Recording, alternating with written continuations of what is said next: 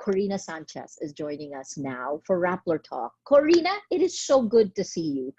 Hi, Maria, I missed you. My Oh former my boss, God. and now she's herself the news, I hate right? that time period, right? I mean, who would have thought? Who would have thought we would come to this? You tell me, how did you feel when ABS-CBN went black?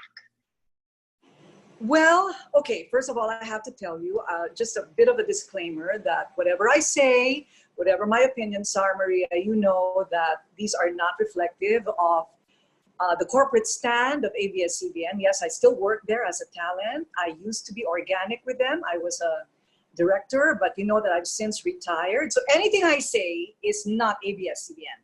It's really just Korina. So thank you so much for having me here. I didn't think myself worthy of a Maria Ressa interview. Okay, so having said that, well, I'd really like to join most of the people who say that they were in disbelief, that they were surprised, that they're now disabled, they were crying. And sadly, no, I'm not really surprised. I'm not in disbelief. I mean, we live in times where a world leader can actually say you can gulp down Lysol, or I'm not sure what that was. You can gulp down Lysol to kill COVID-19, right? So Yes. in really, really strange times, I think. And I'm not sure if it's that in itself is a pandemic.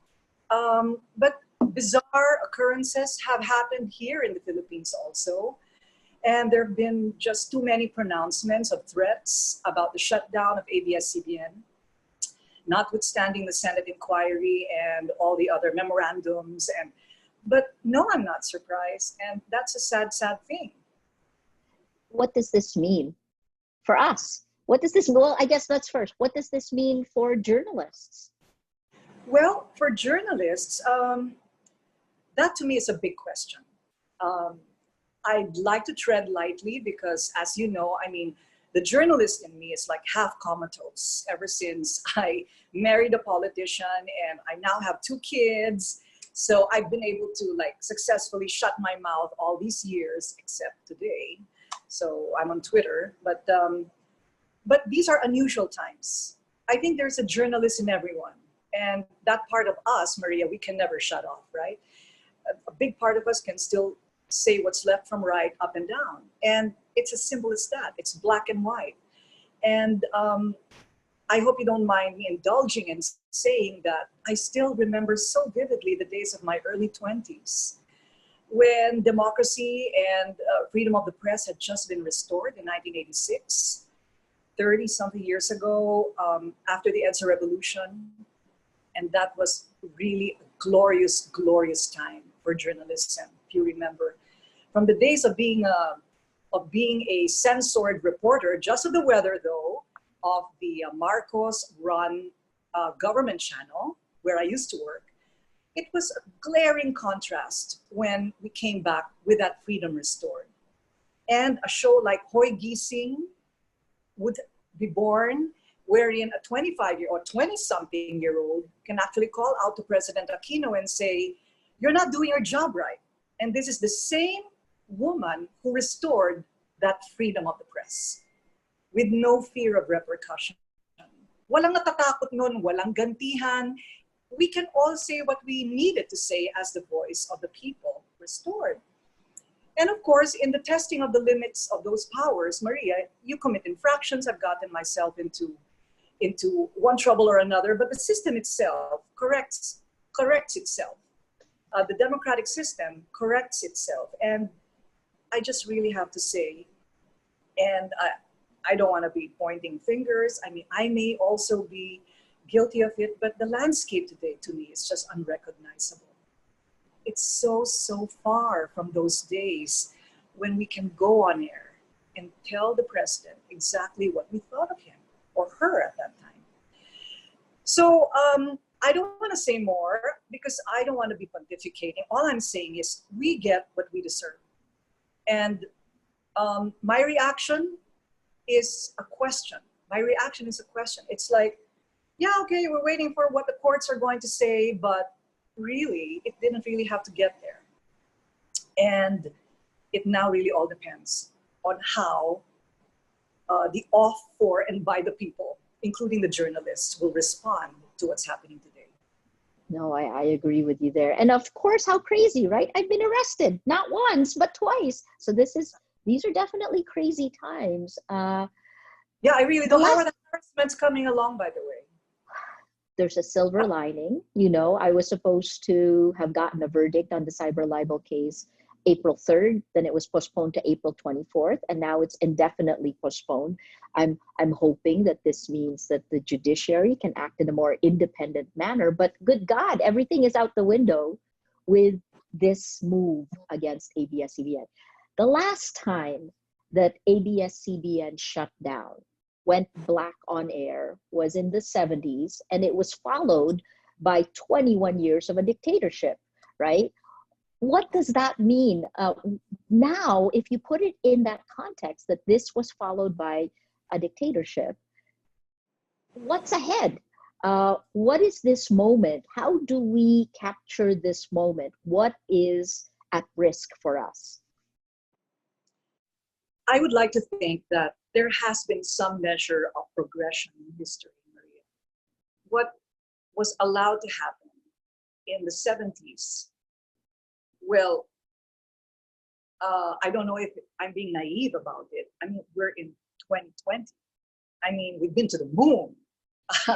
They haven't discovered the cure for cancer, but we're probably almost near there. Certainly, maybe a vaccine for this virus. But I would imagine that that should not be so easy to happen anymore. But then the answer to that question really relies on the definition of democracy itself, of, for, and by the people. I have no doubt that President Duterte won the elections by a considerable margin, and there was no contest to that. I mean, nobody really argued, nobody debated it, and it's a pristine opportunity for him to do the right thing. Is he also testing the limits of his powers the way we journalists tested it in 1986? And is he going to learn from what could be an infraction? So I'm waiting on both what the journalists are going to do, what the people are going to do, how loud are they going to become, what the president is going to do, and how everything will come together. So the answer to that question really relies on how we respond.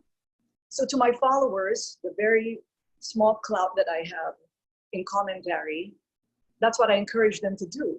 It is also what I think the president of ABS-CBN did, to tell people to speak out, and it really depends on us. No, I agree. I agree with you. But then, of that course, one. you know that if you let it pass, it can escalate into something else. If you give him a finger, he might want 2 or 3 or your whole arm the next time.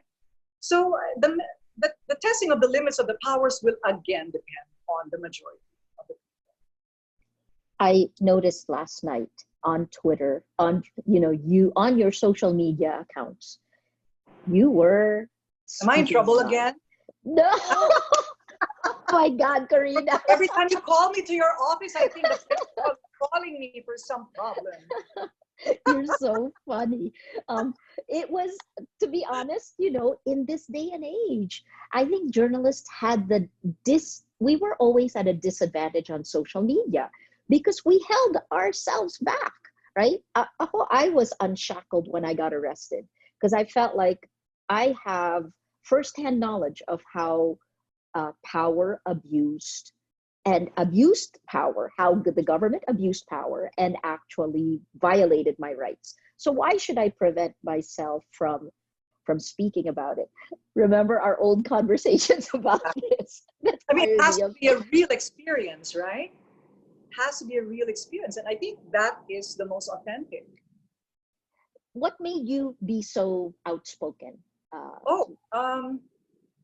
I wasn't really that outspoken. I think it's only because people are so used to me shutting up. From the days of Hoy Gising or say DZMM, where my job was really to call it out, tell it as it is, and and receive it as much as I dish it out, right? And maybe they're just not used to the persona that I thought was buried 6 feet under. I thought the bruja Korina had already been put to pasture, but then I guess there are just some things that you can't not say, especially during times when it calls for you to speak out, calls for you to lean in, to be counted, and to stand by what you really believe in. I mean, this is a really big thing. I'm foreseeing that it will be a worldwide event. I mean, if it isn't corrected immediately, I am not per se against the administration. I think some of the stuff that they do are good. I have many friends in the Duterte administration, but I think what is so clear is what's wrong and what's right in this case. I mean, we have a Senate inquiry that categorically stated a provisional authority would be given. We have a memorandum order that says, okay, all media outlets whose franchises are lapsing by April 2020 and all those within the ECQ lapse will be allowed to be operational until 60 days after the end of ECQ. I mean, come on. It does not take an Einstein to figure that out. Right, right. And in this one, again, I have firsthand experience, right? It is the law, it has a veneer of legal action, but in the end, it actually goes against legal norms, right? This action is well, we called it an abomination. You know, it is it goes against the Constitution and freedom of speech, freedom of the press. I guess you know Filipinos, and you have gone through the pendulum swing from 1986 when you talked about what it was like for you to today. I mean, you've become a force, and now we're at this point that we've never been at. What's your fearless forecast? How would you describe Filipinos today? Today? Well, okay, before I get to that, let me just mention, just to give credit to the larger majority, because we're not the only thinkers, right? I mean, you and I probably tend to overthink things. You more than I do. I mean, I'm half comatose, as I told you. But you know, my followers, you were mentioning about the reaction to my reactions. I think there's a hunger. I think there's a hunger to be led. There's a hunger among Filipinos who care about what happens, well, first of all, to their families and loved ones, and of course to the whole community, the whole country. What happens next? ABS-CBN is it's an icon, it's an institution, 65 years in the service of the Filipino. And I'm not saying that because I was there. I'm saying that as a fact that it is the largest network in the Philippines that had served the Filipinos. I mean, how bad could they be? They should have been shut down 15 years ago or earlier. So kahit sa bangko, di ba, Maria, when you're not able to pay interest on a loan, it's not like the bank automatically shuts you down. There are mitigating conditions that will require them to reach out because lives are at stake, Yes. right? So they don't really close you down. Kabuhayan yan eh. So, Yes. okay, mabayad ng interest, bakit papasarado mo na ako agad? And that's not even to say that there was a commitment for a provisional authority. So in the same way, I think these regular thinkers are getting it right. And that's what I'm getting. I only have 1 million followers. Others have like super millions. But I can tell from the fair share of demographics among all that they get it. They get it because you just don't do that. You just don't do that. You don't do it that way. And the utter absence of goodwill lends to suspicion. And when there's smoke, there's fire. So ibig sabihin, huwag magagalit ang administrasyon sa journalist kasi yung common tao, nakukuha nila eh.